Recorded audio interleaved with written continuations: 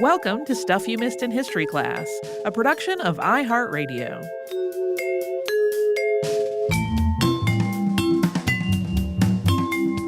Hello and welcome to the podcast. I'm Tracy V. Wilson. And I'm Holly Fry. It is time for Unearthed. This is our Unearthed installments to close out the year 2022. We know it's 2023 when it's actually coming out. For folks who maybe are new to the show or don't remember, this is when we talk about things that have been literally and figuratively unearthed over the last 3 months. So in this case, it's October, November, December of 2022. Today, we are going to talk about a whole bunch of updates. So things we've talked about before on the show, either on Unearthed or otherwise, as well as a whole bunch of shipwrecks and a whole bunch of repatriations. Just the updates, shipwrecks, and repatriations, that was enough for one whole episode. Dun, dun, dun. Part 2 on Wednesday, we'll be talking about the edibles and the potables and the art and some animals and some other stuff. So we can just get started. Right. So first, we've had several updates about the search for victims of the Tulsa Massacre, which we first covered on the show in July of 2014. Investigations continued at Oak Lawn Cemetery in October and November of last year, with crews finding 32 total burials and exhuming the remains of 8 people so they could be examined. So this is an ongoing process. It's kind of a multi-step thing. First, they are examining the burials themselves to try to determine whether they were likely connected to the massacre. From there, they decide which ones they should exhume. And then they need to examine the remains that have been exhumed to try to identify them if possible. So while investigators have found some burial sites and conducted some exhumations, the investigations with this are still ongoing. Research published in the journal The Holocene has proposed a new explanation for how and when the person known as Ötzi the Iceman died and how his body came to be preserved in the ice. The most widely accepted idea before this point has been that Ötzi died in the autumn more than 5,000 years ago, and that his body was quickly buried in snow, where it essentially was freeze-dried and then encased under glacial ice. According to this idea, it remained undisturbed for thousands of years before being found by hikers in 1991. But this newly published research calls really all of that into question, suggesting that instead, based on the stomach contents and analysis of plant material found around him, Ötzi really died in the spring, not the fall. So his body would have been exposed to the elements all through the summer rather than immediately being buried in the snow. Radiocarbon dating also suggests that some of the material found around him is newer than his body is. So that suggests that he was not completely buried in the ice that whole time, but instead was exposed at various points, that additional material then being frozen in there with him later. So that's something that they think recurred several times in the centuries between his death and his discovery. This research even suggests that Ötzi did not die in the place where his body was found, but that in all of this melting and refreezing, his body was pushed down from a higher elevation. So that initial description of what might have happened to Ötzi that I talked about before this last explanation by Tracy, it's a pretty unlikely series of events. It's often described as a series of miracles. And back in 1991, a lot of researchers thought that Ötzi was fairly or even entirely unique. But this new proposal suggests a process that's a lot less miraculous and more commonplace, meaning that there could be other bodies like Ötzi's out there, which will be found as global temperatures continue to rise and glacial ice continues to melt. There have also been other remains and artifacts exposed through the melting ice in the decades since Ötzi was found, so it has already become clear that he's really not quite one of a kind. Yeah, no shade to Ötzi. Just saying. It's not a totally unique in the entire world scenario. Prior hosts of the show did an episode on Ötzi in January of 2012. And then we have had a lot of Ötzi updates on various installments of Unearthed since then. He also appears on an episode I have been working on in the background for a long time, and we'll see if I ever get my act fully together on it, but fingers crossed. I'll look forward to it. An ichthyosaur fossil believed to have been collected by Mary Anning was excavated from southern England in 1818. We most recently ran past host's episode on Mary Anning as a Saturday classic in September of 2018. This fossil is believed to be the first complete ichthyosaur fossil ever found, but it was placed in the collections of the Royal College of Surgeons in London, and it was destroyed there when the city was bombed during World War II.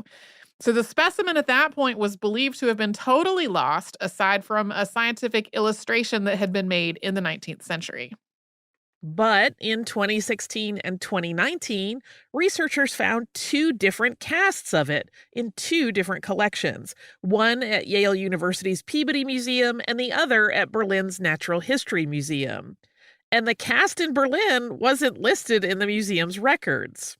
A paper on the discovery of these casts was published in Royal Society Open Science in November, and it points out that old casts like these can have historical and scientific importance, but are often overlooked.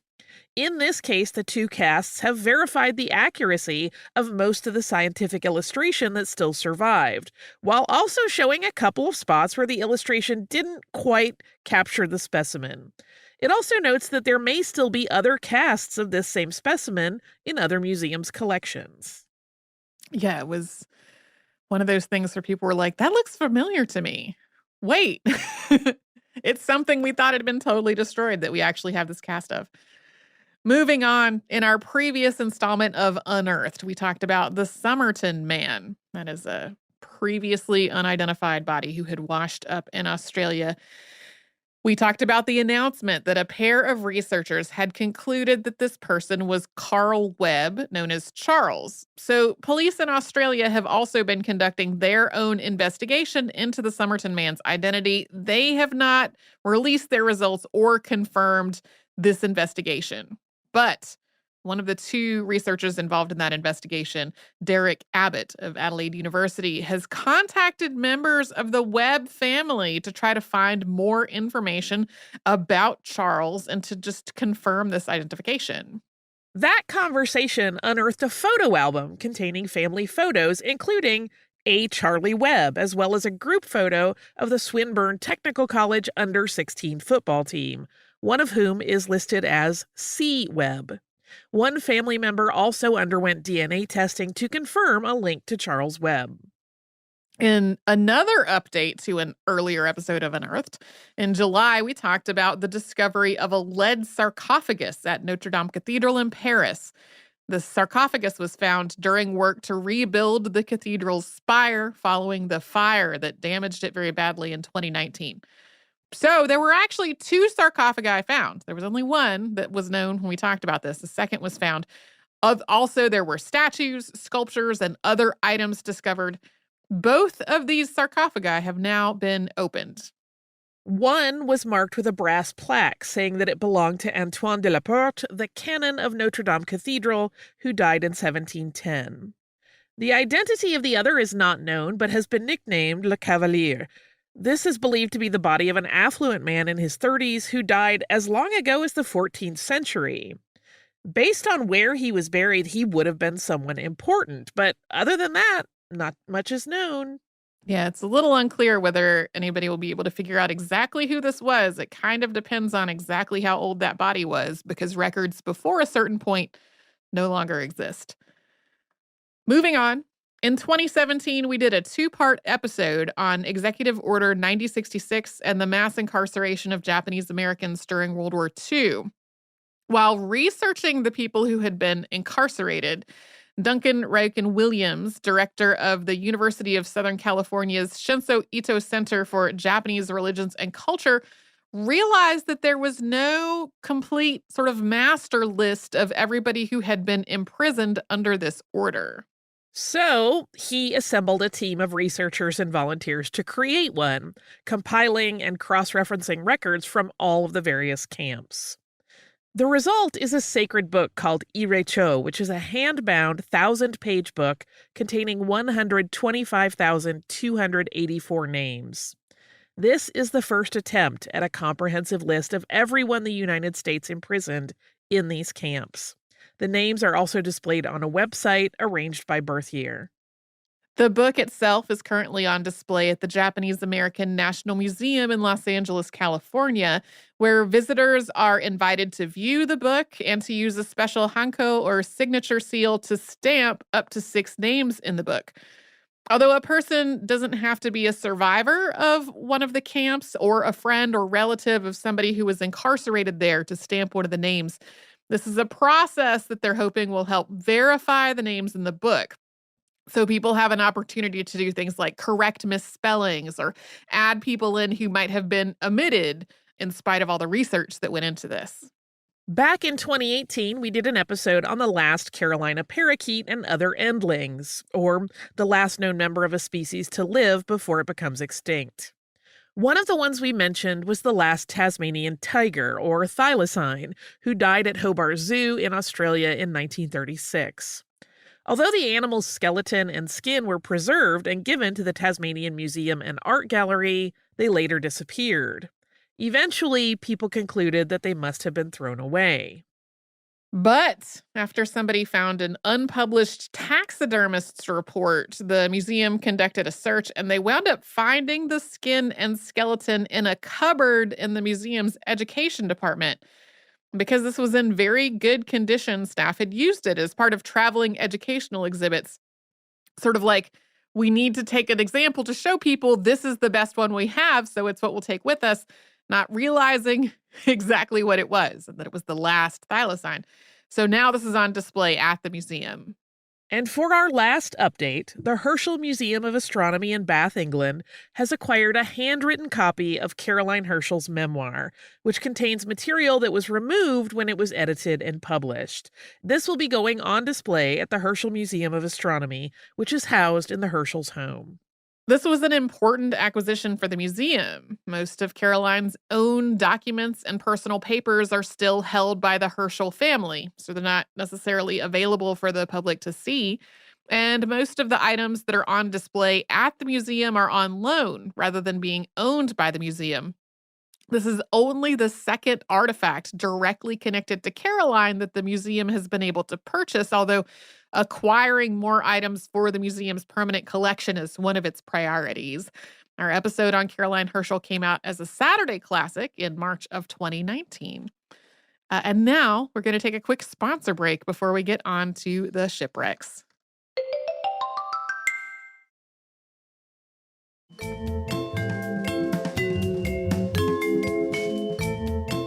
Today we have about a jillion shipwrecked discoveries, and also some research done at shipwreck sites that were previously known about, but this research is new. First, researchers in the North Sea have been trying to figure out whether wartime shipwrecks are polluting the water there, and whether that pollution means that these wrecks should be removed. In this case, they focused on the V-1302 John Mann, German ship that was sunk by the Royal Air Force in February of 1942.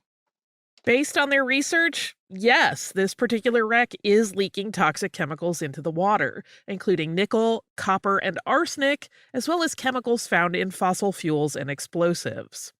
The amounts of the substances are, at this point, fairly small, although polycyclic aromatic hydrocarbons, or PAHs, which are found in fossil fuels, are altering the ecosystem around the ship. And this is one of many wartime shipwrecks in the area. Other ships may present bigger problems. Next up, after being on hold due to the COVID-19 pandemic, dives and excavations have resumed at the site of the HMS Erebus, which was one of the ships that was lost during Captain John Franklin's attempt to navigate the Northwest Passage. That attempt started in 1845. Researchers have recovered more than 275 artifacts, including an embossed leather folio with a quill tucked inside. Although it is not yet known whose folio this was or what was written inside of it, divers discovered this as the most remarkable find of the season. Because of the conditions of the Arctic waters where these ships went down, diving is possible only in the summer and using special equipment to help keep divers warm.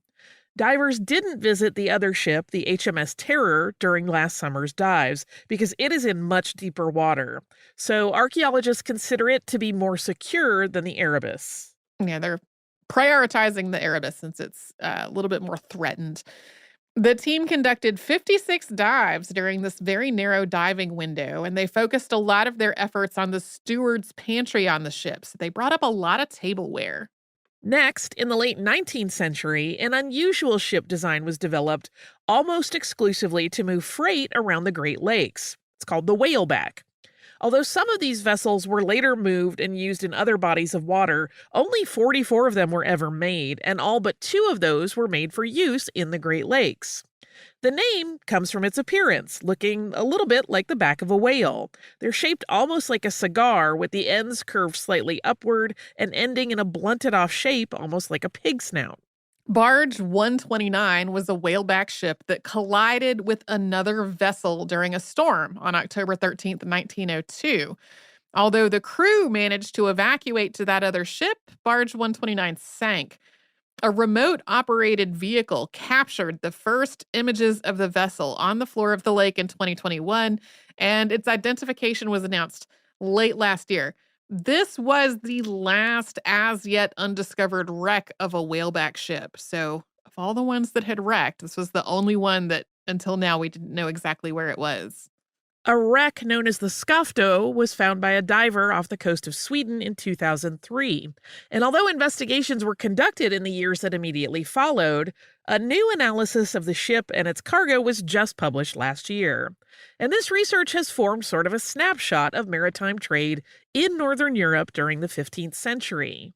For example, the ship was made of timber that was cut down between 1437 and 1439, while the trees that it was carrying as cargo date to 1440 to 1443. So it seems like this ship went down not long after it was built.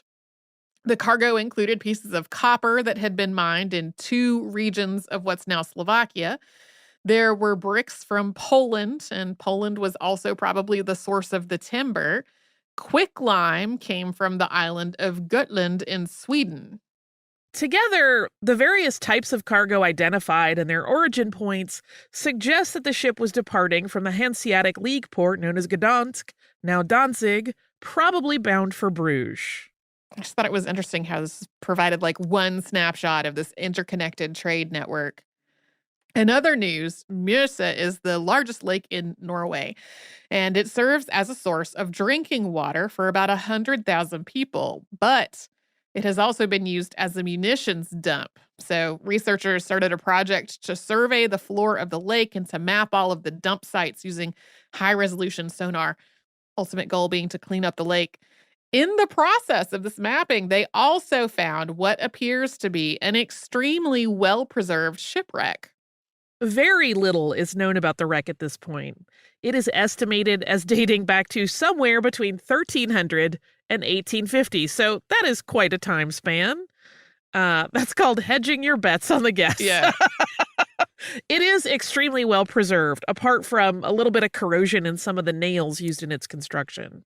One reason all of this seems pretty vague is that there were attempts to send a remotely operated vehicle to capture images of the wreck, which might have helped learn more about it, but that had to be scrubbed due to weather. So researchers are hoping to try again next year, maybe get some pictures and clear some things up. And in similar, we don't know what this might be news, Nantucket resident Matthew Palka found what appears to be the remains of a shipwreck while out on the beach in early December. The area in and around the island of Nantucket is home to a lot of shipwrecks, but at this point, there's not a clear sense of which one this might be. There's some speculation that it might be the remains of a 19th or early 20th century vessel used to ferry cargo to and from the island, rather than something that was meant for longer voyages. Regardless, just stumbling over the decaying timbers of a wrecked ship while out on a local beach seems like it would be quite the experience. Yes. Just sort of like, is that a shipwreck? Looks kind of like part of a ship. 2 more medieval cogs have been discovered in a lake in Sweden, this time during construction of a railway tunnel. They've been nicknamed Varbergskagen 1 and 2 after their location, which was found near Varberg. Cogs have come up on several installments of Unearthed, and this is the third cog that we have talked about from 2022. But this type of ship is actually pretty rare. Only 7 of them have been found in Sweden. Only 30 or so have been found in all of Europe. Um, I had this moment where I was like, I keep reading about how rare these ships were, but I feel like we've been talking about them a lot. So finding 2 of them together is pretty unusual. Both cogs have been dated to the 14th century using tree ring analysis of the timbers that were used to build them. Also in Sweden, maritime archaeologists have found the Oplet, which was the sister ship to the 17th century warship Vasa. The Vasa sank on its first voyage in 1628 and was covered by previous hosts of the show in the 2011 episode More Shipwreck Stories, Battleships. The Oplet was built by the same shipbuilder as the Vasa and was launched a year later, with both ships having pretty similar dimensions and construction. The Oplet was in active service during the 30 Years' War, and that active service continued until 1658. And then a year after that, during the Second Northern War, it was intentionally sunk along with several other ships. This was an attempt to block off a strait that could be used to attack Stockholm by sea. Just in case you're thinking, wait, the Oplet sounds familiar somehow. In Unearthed in July 2021, we talked about the discovery of a wreck that was, at first, believed to be the Oplet, but that turned out to be 2 other wrecks, the Apollo and Maria. In other news, a nearly intact 17th century dress, which was probably a wedding dress, was pulled from a shipwreck off the Wadden Islands in the Netherlands back in 2014, and it was put on public display for the first time this past November at the Museum Kapskil. This dress was one of a lot of garments and other textiles that were part of this wreck's cargo, but it really took a while for conservators to figure out what exactly it was. Some of this was because of the time that it had been in the water, like the damage that it had faced while being submerged, but it also had to do with the nature of the garment itself.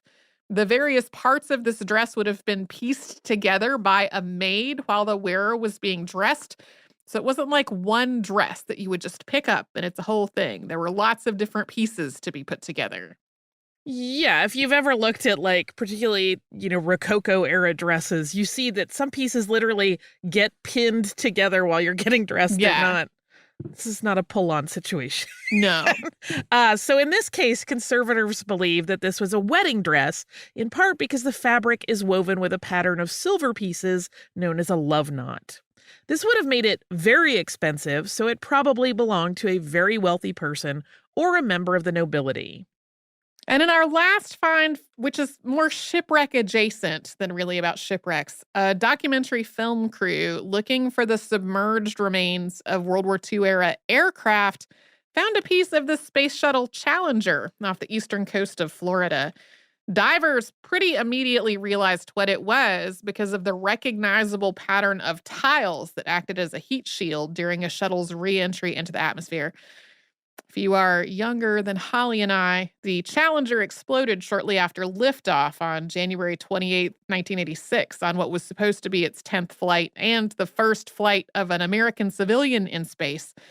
NASA confirmed this find, which is one of the largest single pieces of the Challenger that has been found, in a statement in November. So let's take a break, and then we will dive into repatriations.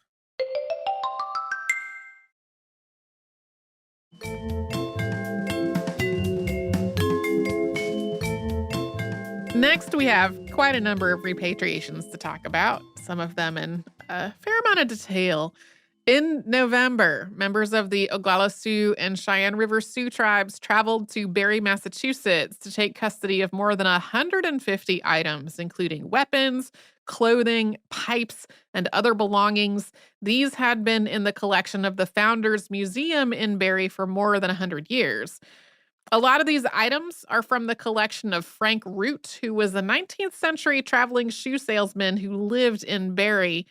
He was a collector of indigenous artwork and cultural items, and he kind of made a showcase out of his collection and then donated it to the town library in 1892. Root purchased some of these items while traveling from people who were selling things that they had made or owned to tourists. But some are also directly connected to the 1890 Wounded Knee Massacre. Root bought them from someone who had been contracted to clear the massacre site after it was over. According to tribal members who were present at the ceremony where these items were returned, they will be stored at the Oglala Lakota College as these communities decide what to do with everything. Everything has been authenticated, but there are still some questions to be resolved, like if anything needs to be returned to a specific family and how to most respectfully treat anything that was connected to the massacre. Members of multiple Lakota tribes, including descendants of Wounded Knee survivors, have been trying to have these items returned for decades. This is one of many collections that became more widely known after the Native American Graves Protection and Repatriation Act, or NAGPRA, was passed in 1990. Efforts to have these items returned have been going on at least since the early 1990s, with one early proposal being for the museum to return the original items while indigenous communities made replicas to serve as replacements. A group of Wounded Knee descendants traveled to Barrie this past April to visit the museum and again asked for the items returned. So, NAGPRA doesn't directly apply to this particular museum. This law is focused on federal agencies and institutions receiving federal funds. And the Founders Museum in Barrie is a small collection that's housed within the Woods Memorial Library, and it doesn't receive federal funds. The Barrie Museum Association and Barrie Library Association did, however, consult with a NAGPRA specialist on how to return these items. Those consultations started earlier in 2022. After all this, there were still more than 100 items in the museum's collection that likely belonged to an indigenous nation, so the process is still ongoing to determine how those items should be returned. Next, Colgate University returned about 1,500 items to the Oneida Nation in November. These items are from a collection that the university acquired in 1959 and had been housed at the Longyear Museum of Cultural Anthropology. These had been collected by Herbert Bigford Sr. between 1924 and 1957. These were belongings that had been buried with people in sites around upstate New York. News reports describe Bigford as an amateur archaeologist and as secretary for an organization whose members went on so-called digging tours in the summertime. This is part of an ongoing process involving the university and the Oneida Nation to return objects that started in the 1990s. And just as a side note here, I really do not know anything about Herbert Bigford Sr. I don't know what relationship he had with the Oneida people, if any, or what kind of archaeological training he had, if any, or what kind of standards this organization he was part of had for their so-called digging tours, if any, again. But there is a long, long history of non-Indigenous people in North America just feeling entitled to go dig up the graves of Indigenous people and keep whatever they want. This has been going on for centuries. There are written accounts from, like, literally some of the earliest colonists in North America. It is still going on. So we have talked a lot on the show about the fields of archaeology and anthropology and museums and other institutions sort of examining their acquisition practices and their collections and making formal efforts to repatriate culturally important items and belongings. But there is also this whole other aspect of just ordinary random people who have no institutional connection, who are private citizens acting on their own, who, like, the things they have taken haven't necessarily made their way into an institution that might be going through this kind of process. And speaking of institutions revisiting their practices, the Peabody Museum of Archaeology and Ethnology at Harvard University has announced its intent to return a collection of hair samples taken from 700 indigenous children, which has been in the museum's collection for more than 80 years. Anthropologist George Edward Woodbury collected this hair from indigenous children who were attending government-run boarding schools between 1930 and 1933. So the reaction from indigenous communities to this announcement was largely one of just heartbroken horror and outrage. These schools, the boarding schools, they have a painful and deeply traumatic legacy. We've talked about them on the show a number of times. They were an act of cultural genocide, and hundreds of children died while attending them. So In many indigenous nations, hair also has a very special cultural and religious significance. And that means the idea that vulnerable children's hair was being taken from them at these schools and then kept in a museum, that was just particularly violating. In November, 25 items were returned to the organized village of Cake from George Fox University in Oregon. These items had been identified in 2018 when Frank Hughes, a member of the Cake Village Council, was working at the university as NAGPRA coordinator. The items include a mask, woven baskets, and headdresses, some of which may have been given to visitors as gifts, but some of which were probably taken by missionaries in the late 19th or early 20th centuries. One piece in particular is a wooden mask that was used to identify territory, and it could only have been removed if someone cut it off the tree that it was on. The organized village of Cake is in Alaska, which I neglected to put in that paragraph. And this was a sort of surprising thing because Hughes obviously knew that he was going to be looking at items that needed to be returned to various nations, did not expect that there was going to be something from his tribe where he lives to be part of that. Moving on to repatriations to nations that are located outside of the United States, 6 artifacts have been returned to Turkey from the United States. That happened on October 22nd. These included items that were seized from 2 different auction houses and 1 private collector, and they included life-sized statues, including a bronze statue of Roman Emperor Lucius Verus, and there was also a Roman-era sarcophagus that was returned as part of this. The Netherlands has repatriated 223 pre-Hispanic artifacts to Mexico, part of an ongoing effort by the Mexican government to reclaim its cultural heritage from other nations. The oldest of these pieces date back to the 13th century BCE, and they are from cultures from around most of what's now Mexico. These items are now with Mexico's National Institute of Anthropology and History for analysis and conservation. The University of Cork has announced plans to return artifacts, including a wooden sarcophagus and mummified remains, to Egypt. That return is supposed to happen in 2023. The sarcophagus and the remains were both donated to the university, and other items, including a set of 4 canopic jars, are also among these items that are being returned, but it is less clear how they became part of the university's collections. A set of ancient seals is being returned to Iraq from the United States after they were listed in an online auction site in 2021. These items had been looted from the Iraq Museum in Baghdad in 2003 following the U.S. invasion of Iraq.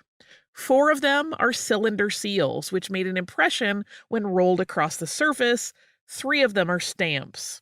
They are just a few of the hundreds of thousands of items that were stolen from Iraq in the wake of that invasion. Next up, Pope Francis has announced a plan to return 3 pieces of the Parthenon to Greece. These items have been held in the Vatican City museums. And in response to this announcement, the Greek Ministry of Culture and Sports called for the return of the many similar items that are currently being held by the British Museum. Those are known as the Parthenon marbles or the Elgin marbles. We covered them as a 2-part episode back in 2020. And we have a few updates that are all related to the Benin bronzes and other items taken from the Kingdom of Benin. We've previously talked about Germany's announcement of a plan to return more than 1,000 items to Nigerian authorities. That process is underway now, with 92 sculptures being delivered to Nigeria by the city of Cologne. Cambridge University has also announced a plan to return 116 artifacts to Nigeria from its Museum of Archaeology and Anthropology. As we talked about in more detail in our episode on the Benin bronzes, one of the complexities of all of this is that the Kingdom of Benin still exists, but not as an internationally recognized political entity. So most of the time, our items that are being returned are going to Nigeria, which is the nation that exists today in the same general area that the Kingdom of Benin occupied. We have also talked about the Smithsonian's announcement of a plan to return the Benin bronzes that are in its collection. An organization called the Restitution Study Group has filed suit against the Smithsonian to try to stop that effort. The organization's argument is that returning these items to Nigeria prevents the descendants of enslaved people now living in the U.S. from being able to access parts of their heritage. However, at this point, 29 items that were in the Smithsonian's collections have already been transferred to Nigeria, with 9 others remaining on long-term loan. So that is where we will end Unearthed in 2022 Part 1. We will have more stuff on Wednesday. Before listener mail, I have a quick correction. When we were doing our episode on Irving Berlin, we talked about the Marx Brothers movie, The Coconuts. Yes! And made a random side comment. We were talking about how this movie, as many Marx Brothers movies were, was like more a vehicle for their comedic chaos than like something driven by a plot, right? And there was a side comment about who poked who in the eye, and we have gotten a number of emails from people who have pointed out that the Marx Brothers comedy did not generally involve poking one another in the eye. That was something more associated with the Three Stooges. Right.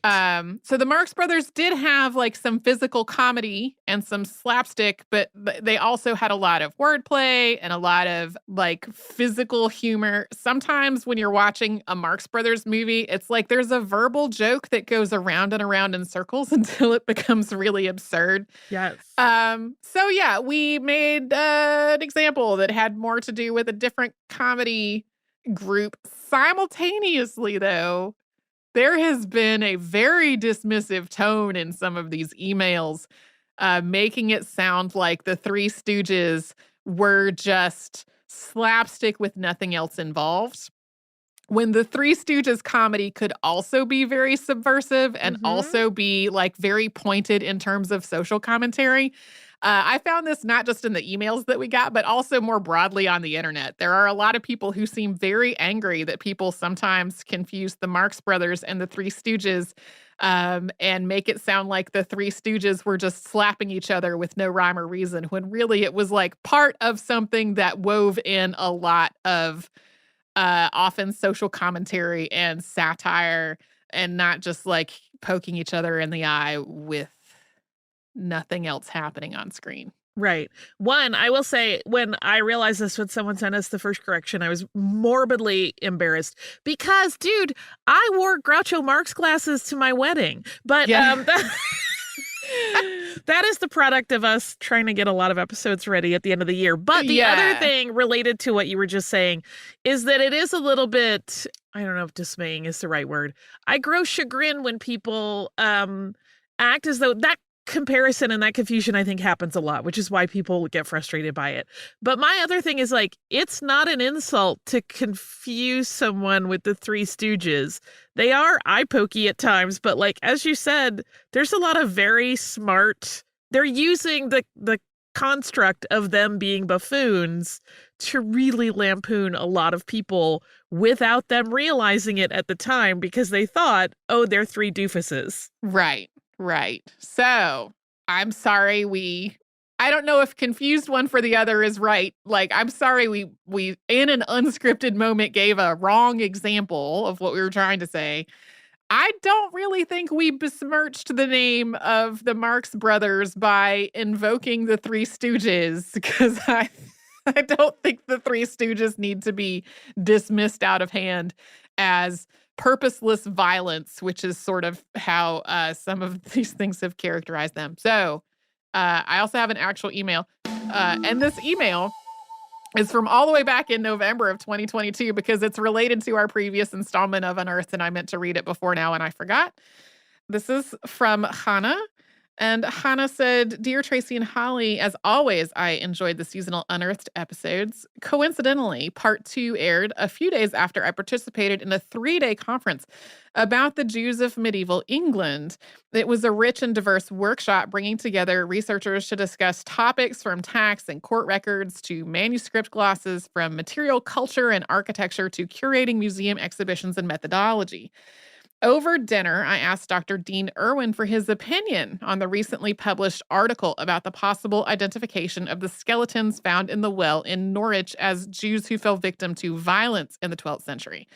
Dr. Irwin shared with me his skepticism of this conclusion and that from his familiarity with the historical records, it is more likely that the remains are those of people who were recent immigrants to the area from the continent and not of members of the well-established local Jewish community. The disappearance of local people whose presence was documented by the Crown for taxation purposes would not have gone unnoticed in the legal records of the time, yet no fine or other recourse is recorded. Hannah included a link to Dr. Irwin's remarks and went on to say, I found this discussion a fascinating example of how our reading of history is ongoing and how many factors contribute to trying to achieve a more insightful understanding of the past, incorporating cutting-edge DNA technology or medieval archival documents. Thank you again for continuing to create one of my favorite podcasts. And that, again, was from Hannah. Thank you so much for this email. I am sorry that I neglected it to read it back when it originally came to us. I found this really interesting, not just because of it adding another dimension to that discovery that we talked about, but also because this comes up a lot, I think, when there's new DNA research. Sometimes historians will say, hey, but we actually already had some written documentation about this that either confirms what the DNA research said or totally raises questions about whether that's actually the case or not. So I found this to be an interesting example of how DNA research and written historical records are both part of understanding all of this. So thank you again to Hannah for sending this email. If you would like to write to us about this or any other podcast, we're at historypodcasts@iheartradio.com. We're also all over social media at Missing History, where you'll find our Facebook, Twitter, Pinterest, and Instagram. And you can subscribe to our show on the iHeartRadio app or wherever else you like to get your podcasts.